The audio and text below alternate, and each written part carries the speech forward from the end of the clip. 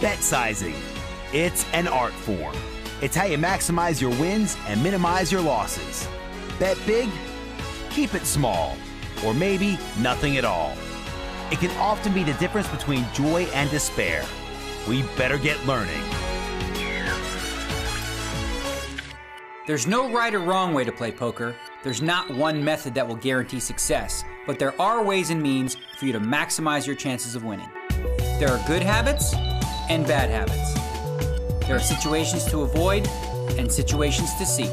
And there are those who have the knowledge to exploit them. We're going to teach you how to master the game, from the basics to the advanced.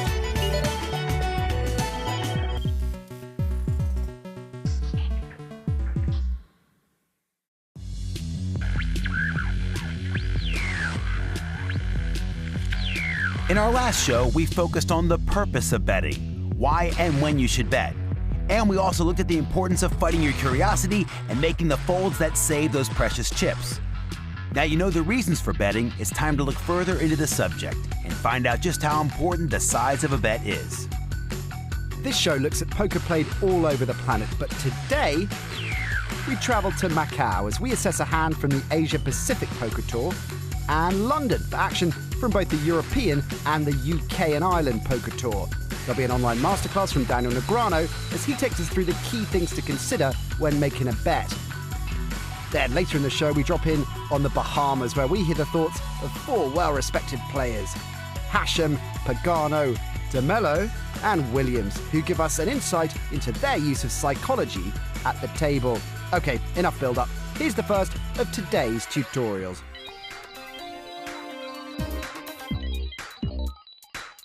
The size of the bet is always measured by the size of the pot.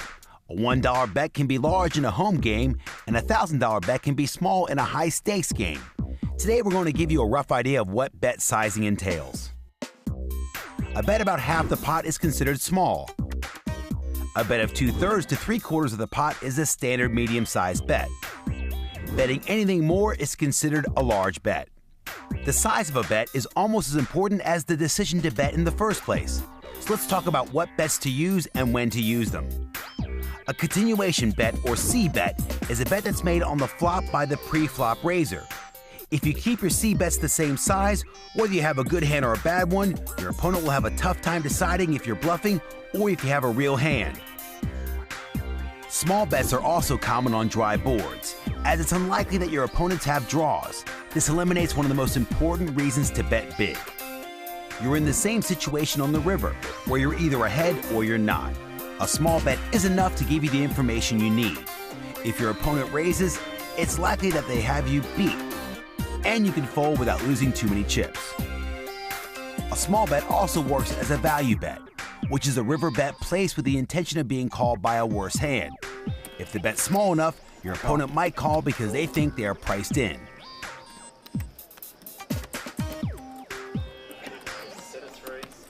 Now let's look at some online bets to illustrate when to use large bets. Before the flop, bets are much larger than they are later in the hand.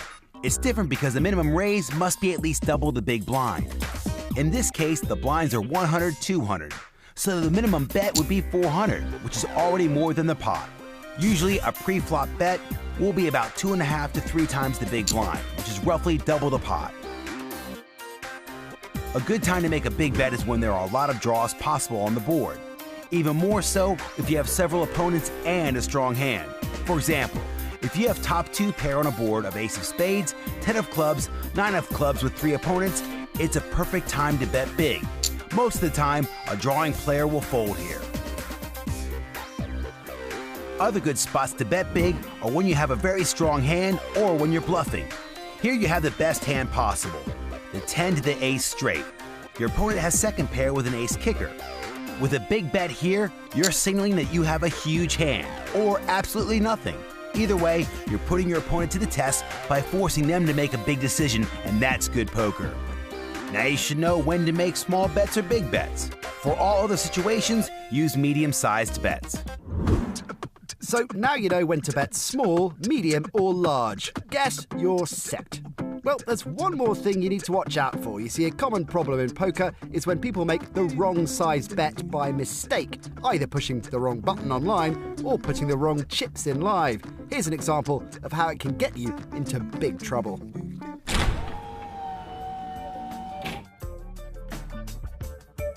In this hand from the first series of the UK and Ireland Poker Tour in London, Gillis Augustus has made a pre-flop raise to 800 with 9-10 suited. Max Silver makes a costly mistake. Holding a meager Jack-8, he intends to make a standard re-raise, but instead he puts the wrong chip in. Dope! And re-raises to a huge 4,250. To make matters worse, Femi Fakinley wakes up with pocket aces and re-raises to 10,025. Augustus folds his hand, but Silver is in a terrible spot now. His hand is poor, but he's already committed 4,250 to the pot.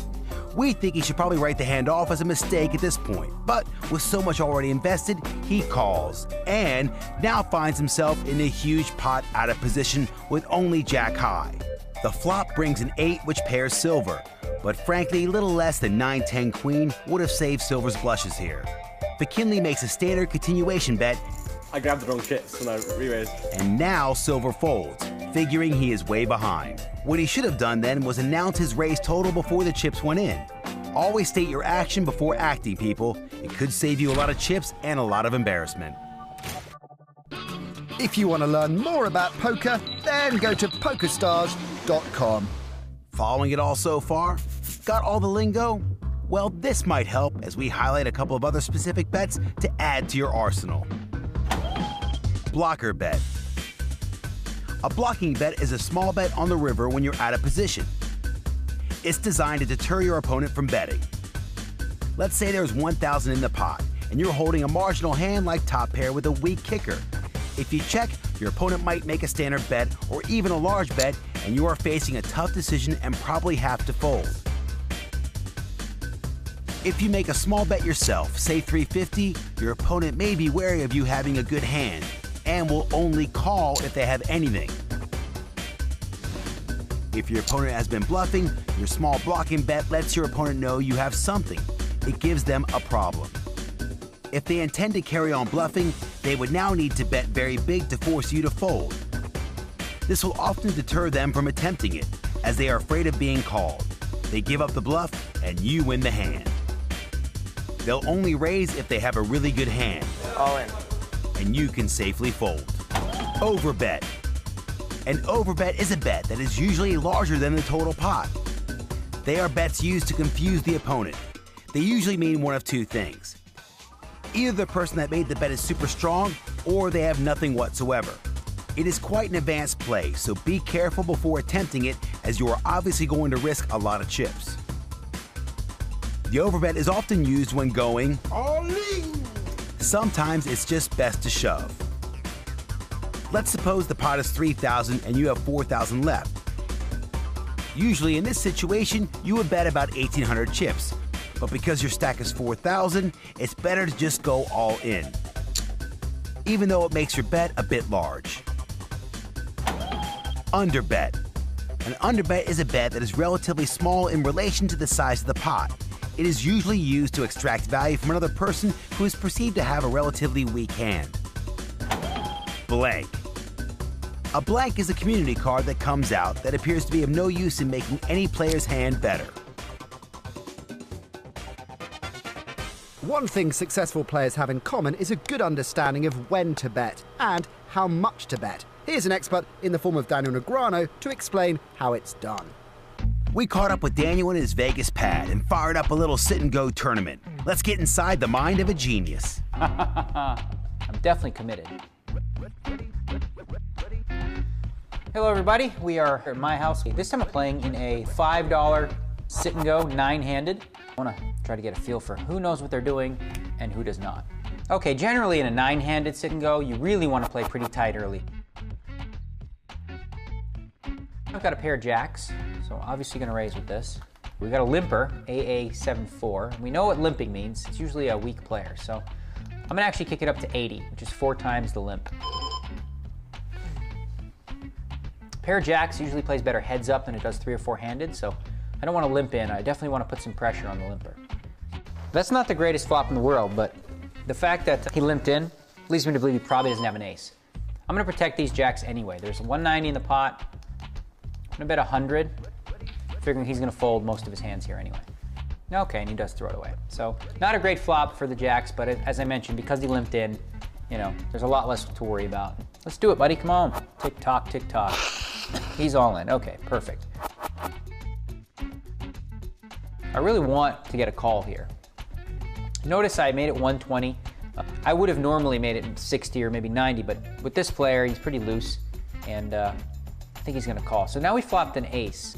I'm gonna go ahead and bet 210. I'm hoping to get it all in, figuring that I can bet like 380 or so on the turn and then the rest on the river. He's called, okay, that's good news. I'm gonna bet 420, which leaves me about 660 to bet on the river, which seems like a good bet size. So hoping now he goes all in or calls me. I think if he has an ace, he's going to, and he does just call, which is very strange. You'd think that, you know, a more advanced player in that spot is never gonna just call, they're gonna go all in. So, oh, he just moved all in. All right, 654. Huh, but I don't see how we can fold ace-king in this spot. So we're gonna have to call. He's got king-queen, okay, so amateur player made an amateur play. He was drawing almost dead. He had 2 outs, and now we are the chip leader. That's my killer dog, Mushu. Ow, he's got a good hold on that finger. Yeah, that's my friendly little chihuahua. Leave the dog alone, Daniel, and get back to work. All right, I've got ace-jack on the button. I don't love this hand, but we've got a lot of chips, and we're playing against amateur players in position. I could re-raise here, but if I do, I'm gonna have to play for his whole stack. So instead, I'm just gonna call with the hand, take a flop in position. Okay, the flop's 4-4-3, no help for us, but we still could have the best hand with ace-jack. He's checked, okay. Well, I'm gonna take my chance here. He might be trapping me, but I'm gonna find out for 200. There's 375 in the pot, so I'm betting right around 50% of the pot. I think if he check raises here, he's gonna have a pretty good sized pair. But if he has ace high, he might actually fold it. Certainly a hand like king queen, I think he'd fold. And he folded, okay, so well played. Well, Daniel seems to have that under control. We'll be back for more from the bet sizing masterclass in part 2. Time for a break now, but here's a quick question about bet sizing. The blinds are 500 and 1,000, and you have a stack of 8,000 chips. You've been dealt 10-10, and all players fold to you in middle position. Should you A, call 1,000, B, raise to 3,000, C, move all in, or D, fold? We'll give you the answer after the break.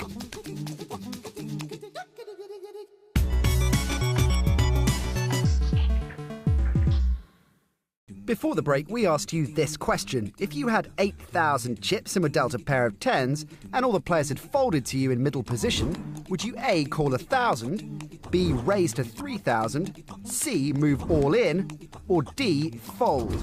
Well, the answer is C, move all in, and here's why. If you decide just to call, you'll allow other hands to see a flop, and your pair is vulnerable to overcards. If you decide to make a standard raise to 3,000, the problem's the same. You may tempt in hands such as King Jack, who could easily make a higher pair than you on the flop. If you move all in, you can often just win the blinds, but this adds a much-needed 3,000 to your stack. You could also be called, but stand a good chance of doubling up, as a pair of 10s is a strong hand. Unless you happen to see your opponent holding a pair of aces somehow, folding should not be considered. With only 8 big blinds in your stack, a pair of 10s is far too strong to fold. Take your chances and get your chips in the middle. Back over to Vegas now for part 2 of Daniel Negreanu's online masterclass as we focus on bet sizing. When we left Daniel, he was chip leader with 8 players remaining in a $5. Careful, Daniel. Sit and go. As we rejoin him, he's still chip leader and there's 1 player less.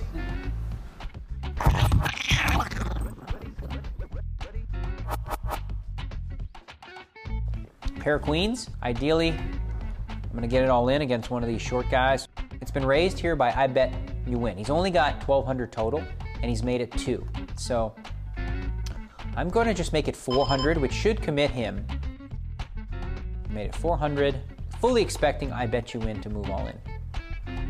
He's called, okay, that's strange. You would think that he's gonna raise there. Now there's 950 in the pot, but most importantly, his stack size is only 812. So I don't want to bet more than half his stack because that should, send a message that he's committed.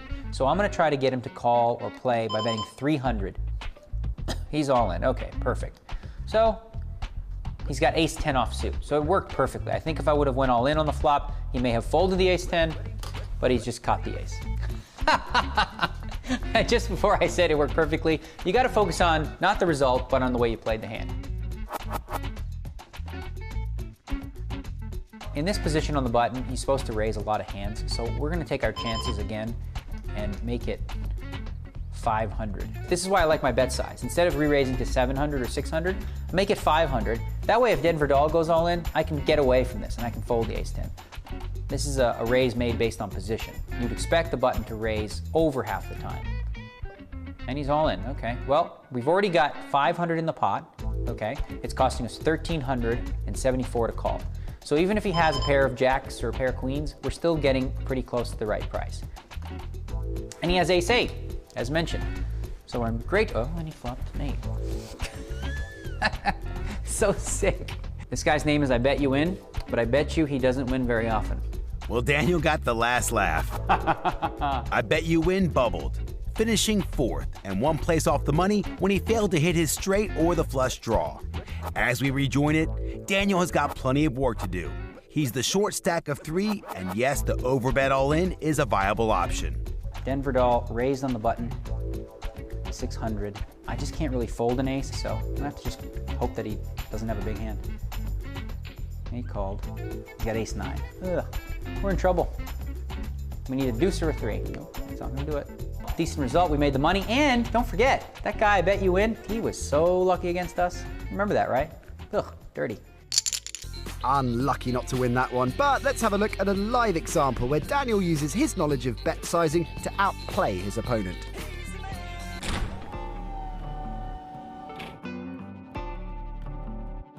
Bet sizing is a language spoken between poker players. The best players speak it fluently.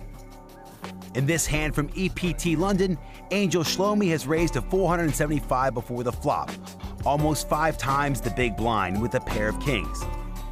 Fazza Bunyadi calls in middle position with a pair of 6s. Action is folded around to Daniel Negreanu on the button, who decides to call with 9-10 of diamonds. The size of Shlomi's bet indicates that he has a strong hand, and if Negreanu connects well with the flop, he feels he could win a lot of chips. The flop gives Daniel top pair, but Shlomi still holds an overpair to the board and makes a very big continuation bet of 1,525, the size of the pot. Bunyadi reads Shlomi's bet as strength and wisely decides to fold his pair of 6s. Negreanu chooses to call with top pair, aware that he may be behind in the hand at this point. The turn card is the Queen of Hearts, which means Shlomi still has an overpair to the board. Now he bets 2,125, less than half the size of the pot, a lot smaller this time. Here is where Daniel begins to see a way of winning this pot. Shlomi's bet represents a big pair, which is becoming increasingly afraid of the board. Negreanu calls in this knowledge. The river card is the 8 of clubs, and Shlomi makes a very small, timid bet of 3,000, which confirms Daniel's suspicions. He is now sure that Shlomi has one of 2 hands, aces or kings, and reads the 3,000 bet as a sign of weakness. Because of this, he feels a big bluff will force a fold from Shlomi, as one pair could now easily be beaten. He bets 12,800, representing a lot of strength. I'm thinking aces or kings. After Daniel tells his opponent exactly what cards he has, Shlomi folds. Nice move. Don't try this one at home. Well, not too often anyway. If you want to watch the show again, recap previous episodes, or join the series at a more advanced level, then go to everythingpoker.com. Everything you wanted to know about poker is divided into 2 levels. Back in level 1, the novice level, we dedicated the shows towards helping you pick up the basics. We learned the power of position and the value of starting hands. Now that we have completed the level, you should be a competent player. In level 2, the experienced level, We are yet to cover getting information from your opponents, playing styles, and the nuances of playing hands dependent on their strength and potential. By the end of level 2, you should be ready to dominate those tables. Time for the relaxing part of the show now, where we move away from the table and get a unique insight into the way the pros think. It's the powwow.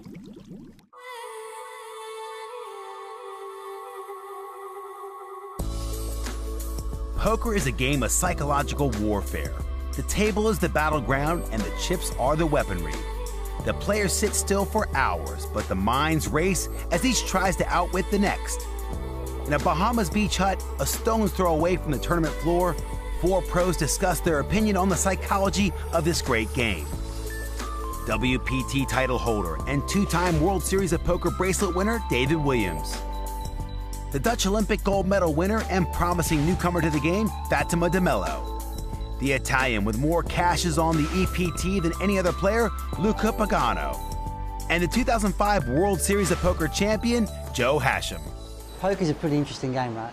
But regardless what happens, psychology of the game is still paramount. You guys agree with that? It's very important to understand what your opponent can understand.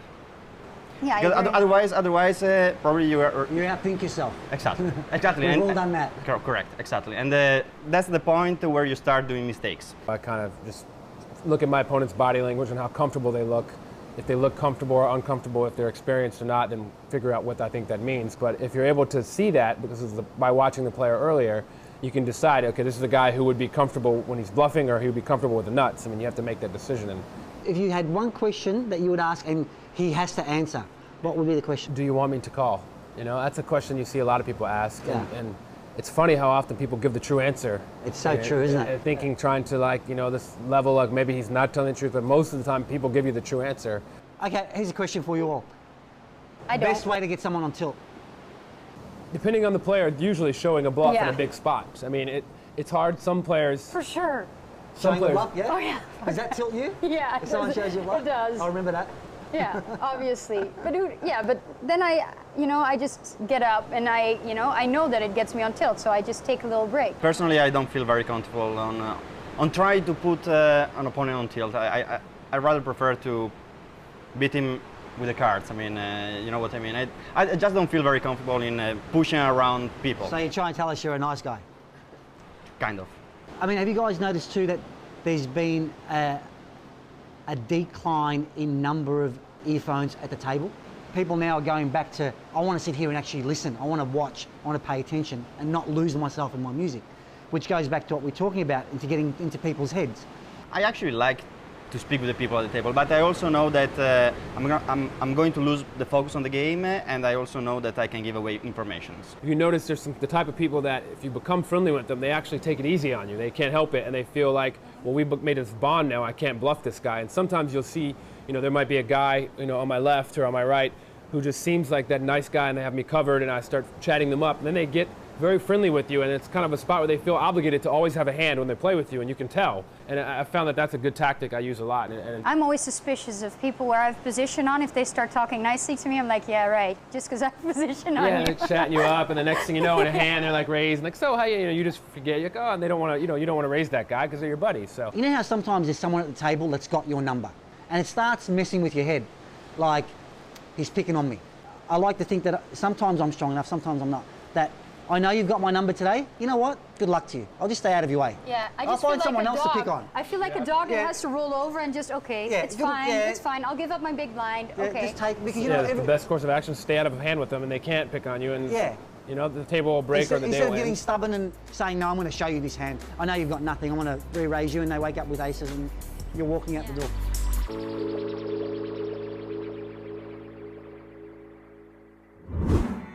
So that's not everything you wanted to know about poker, but we're making good progress.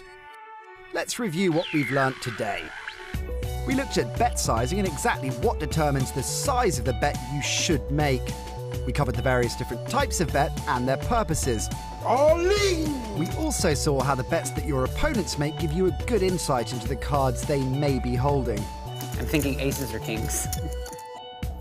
To experiment with all you have learned in the show today, go to PokerStars.com and follow the simple instructions for downloading the free software. Once on the site, sit down at a table, and this week's task is to play according to our bet sizing guide. If the chance arises, test your ability to execute some of the more advanced types of bet we covered in the show today. If you follow our guidelines, it will help you to maximize your winning hands and minimize your losing hands. Coming up on the show next time, we take our first look at playing styles and travel to San Remo, Italy, where we examine the game of one of the most highly regarded players of recent years, Jason Mercier. We get analysis from the one and only Daniel Negreanu, who explains the problems of playing too passively. Plus, we get more advice from the pros as they explain how to find the playing style suited to you. This is the greatest game on earth, ladies and gents. Let's master it together.